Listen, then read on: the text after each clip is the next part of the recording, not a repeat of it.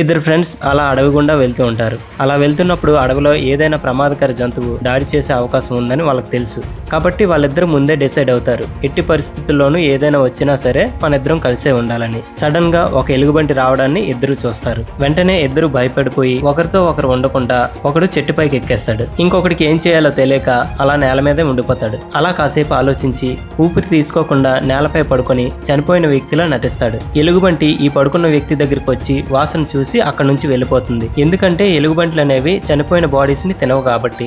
ఎలుగుబంటి వెళ్ళిపోగానే చెట్టు పైన ఉన్నవాడు కిందకి దిగి, ఇప్పుడు ఎలుగుబంటి నీ చెవిలో ఏం చెప్పి వెళ్ళిపోయిందని అడుగుతాడు. అప్పుడు ఈ కింద ఉన్నవాడు ఏమంటాడంటే, ఎలుగుబంటి తప్పుడు స్నేహితుల్ని నమ్మవద్దని నాకు సలహా ఇచ్చిందని చెప్తాడు.